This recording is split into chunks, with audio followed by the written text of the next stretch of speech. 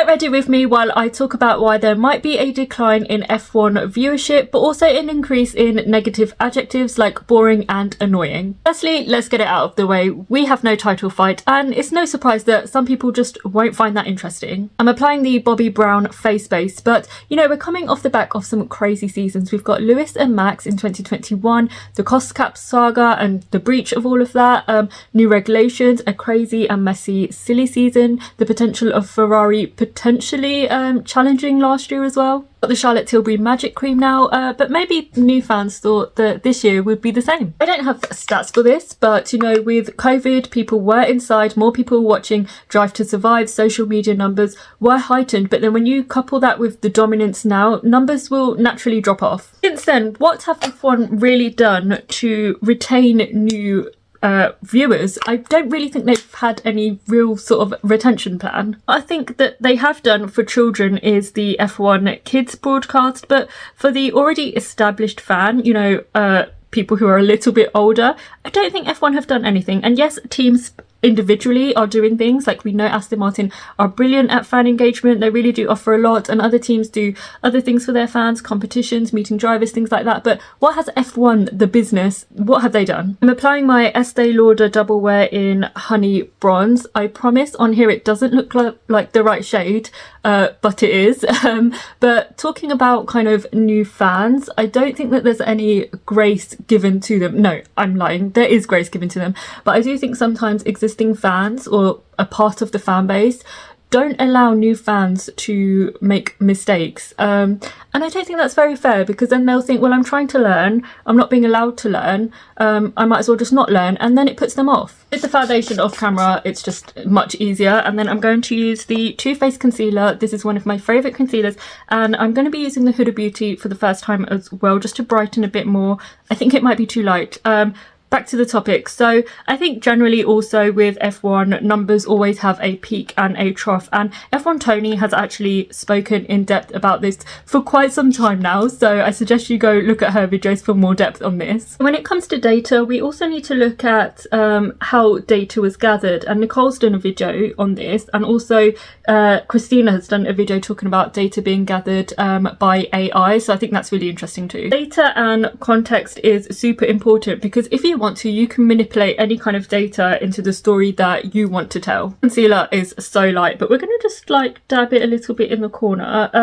But one thing that I think is really interesting is that there is too many races, in my opinion, and I do think it does dilute the races that we currently have. I know timings can't always be changed, but sometimes it's difficult for a new fan to grasp, especially when the format does change, when we have sprint races. It's hard to follow sometimes. The thing is, when there are so many races, it's really hard to have a social life sometimes, and sometimes people will just think, well, I'm going to get a boring race. Not every race is going to be a showstopper, so I'm going to skip that race and, you know, just do other things that I have going on in my life. And then there are other things about how fans are treated.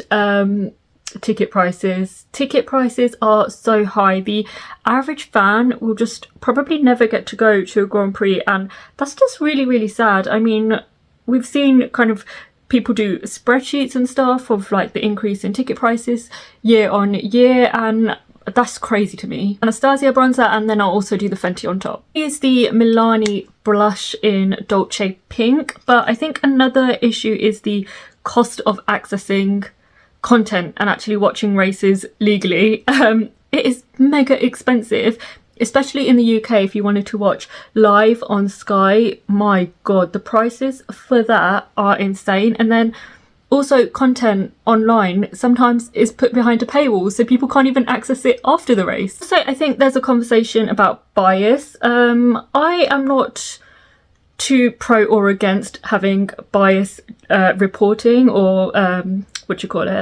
commentating in Formula One, but I know that people do have issues with that. I totally forgot to add this, which I think is actually super important, but something that can also be frustrating and adding to the kind of decrease in popularity is, of course, we can mention Abu Dhabi 21, but it's the lack of consistency of the rules. The stewarding isn't consistent. We get different penalties for the same infringements. Talk about track limits, penalties aren't being given quick enough, or they're just not looked at all. The rules, they are far too complex. We need more clarity around them, and also just consistency. consistency, because if we want fans to be truly engaged, we need this consistency, because it really does uphold the integrity of the sport, in my opinion. And then we have, I can't do this and talk at the same time, and then we have diversity and inclusion, which you guys know is super important to me.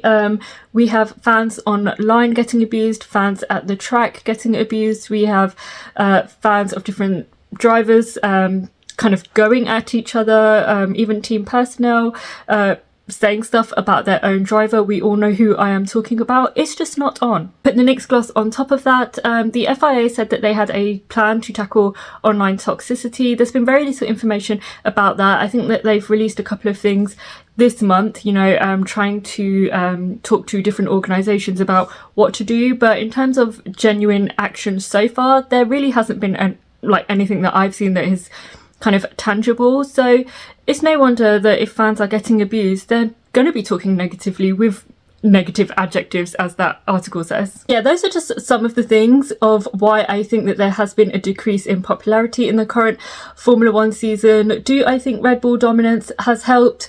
No. Do I think that it will recover? Yes, I do. Do I think that there are other reasons for the decline? Of course. Anyway, this is the finished look. I don't know why I did all of this. I'm literally only going to my cousin's, but let me know what you think. Did I miss anything?